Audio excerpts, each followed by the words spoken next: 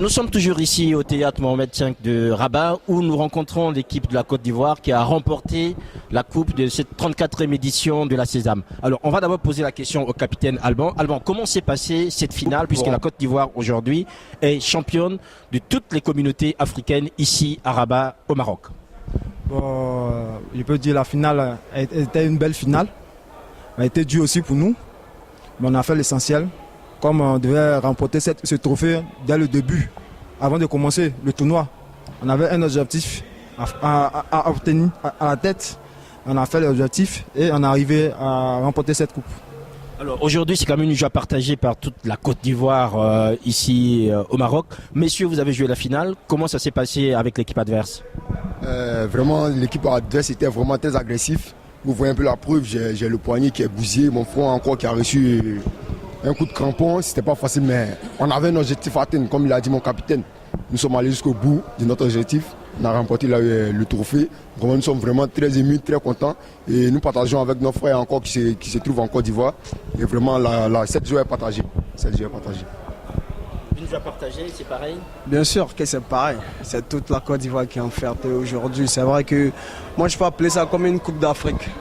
Et puisque nous sommes à l'extérieur, tout, c'est tous les pays, différents pays qui ont participé.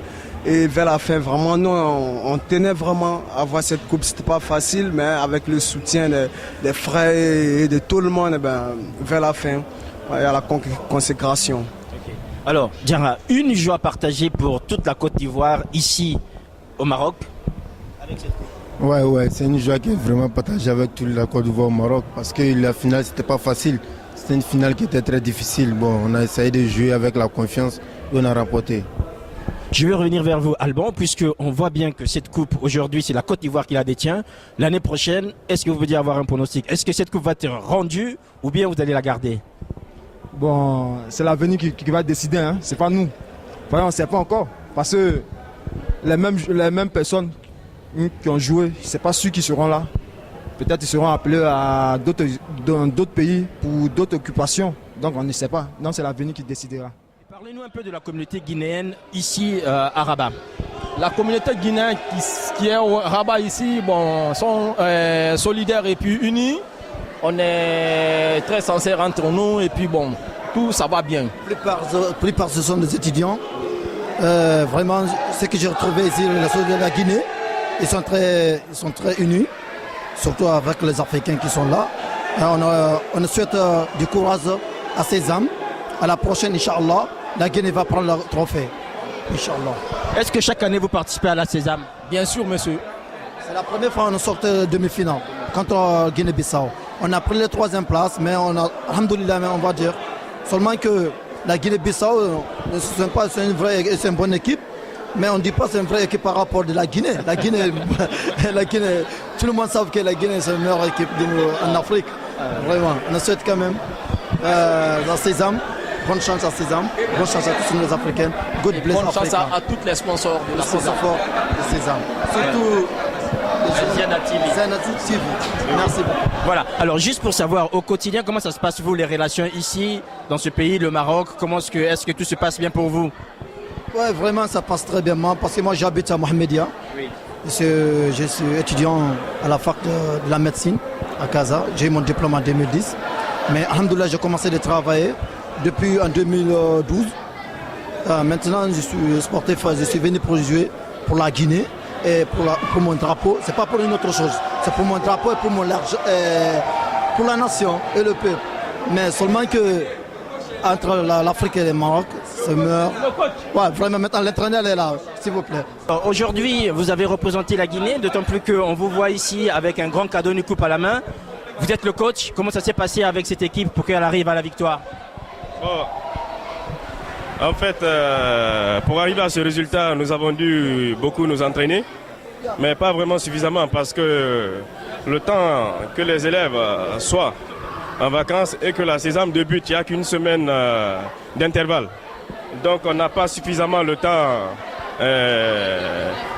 d'entraîner l'équipe, mais nous avons surtout travaillé sur la stratégie et la discipline dans l'équipe. Et c'est ce qui nous a mené à cette 3e place. Mais nous aurions préféré être les premiers, mais bon, je pense que le football en a décidé autrement. et nous pensions à la saison prochaine faire mieux. Faire mieux la saison prochaine avec une équipe disciplinée, vous êtes sûr de remporter, de prendre la coupe aux Ivoiriens? Ah oui, bien sûr, parce que depuis un moment, c'est la Guinée qui a le plus renforcé ce trophée. Et nous comptons reconquérir le titre dans l'édition prochaine. Merci. Elisabeth, vous avez représenté la Guinée-Conakry aujourd'hui à cette journée culturelle organisée par la Sésame. Comment ça s'est passé pour votre pays? Ça s'est très bien passé d'ailleurs. Et je remercie beaucoup les gens qui ont eu l'initiative d'organiser ce genre d'événements.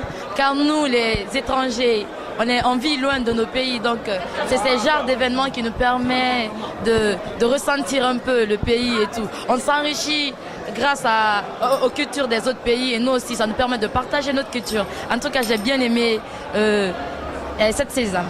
Voilà, nous avons vu que votre pays est 3e au niveau du football. On vous a vu aussi exprimer la culture de votre pays. Comment ça se passe au quotidien dans votre vie d'étudiant ici au Maroc? Ça se passe très bien d'ailleurs parce que nous les Guinéens, on a tendance maintenant à venir un peu plus nombreux au Maroc. Il y a beaucoup de Guinéens ici au Maroc, donc quand on se voit, il y a la courtoisie et tout, donc ça se passe bien.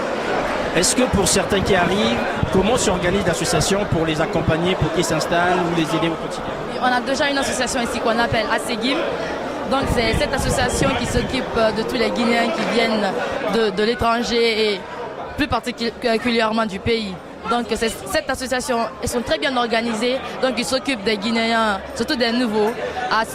Ils font de sorte que ceux-ci s'intègrent bien et tout dans le royaume. Quelles sont les actions en fait que vous mettez en place pour les accompagner? On fait des journées d'intégration, comme ça pour les permettre de s'intégrer. On part de ville en ville deux fois, surtout pendant les congés. On part de ville en ville pour... ça nous permet de s'intégrer et de se connaître un peu plus. Parce que moi, quand j'étais au pays, je ne connaissais pas beaucoup de Guinéens comme je suis là aujourd'hui. Je connaissais seulement les Guinéens qui étaient autour de moi, alors qu'ici, maintenant je connais beaucoup de Guinéens que j'imaginais même pas si j'allais leur connaître. Donc je remercie beaucoup. Voilà. Est-ce que, juste pour terminer ça, Elisabeth, est-ce que tous les Guinéens qui sont ici sont tous des étudiants ou bien qu'il y a des familles? Est-ce qu'il y a certains qui sont installés?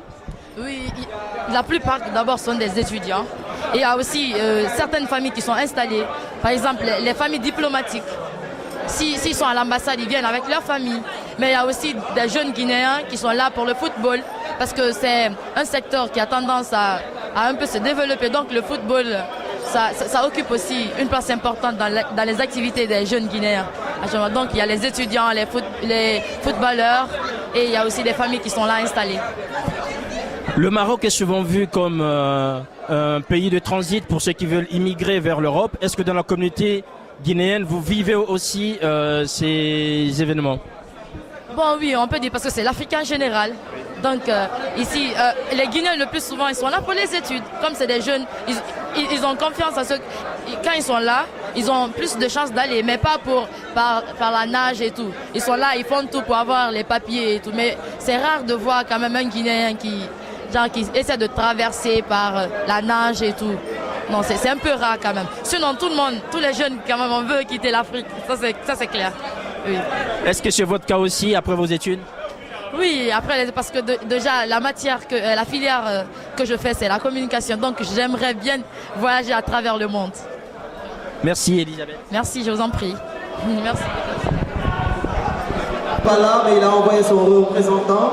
C'est le secrétaire général adjoint chargé des sports pour rendre son lot à sa place.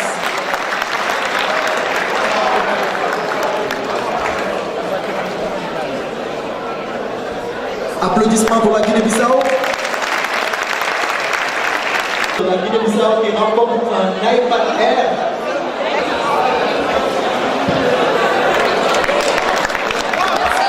Le Cap-Vert. Un petit mot. Bonsoir à tous. Je voudrais remercier à mon équipe, le Cap-Vert, et à tous qui sont ici. Merci.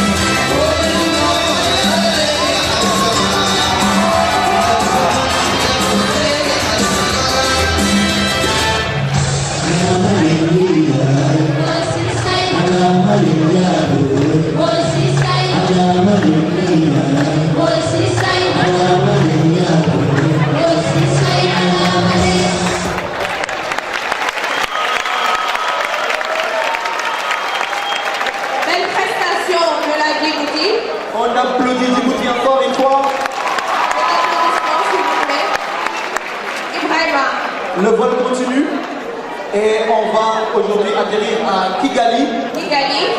Capitale de quel pays?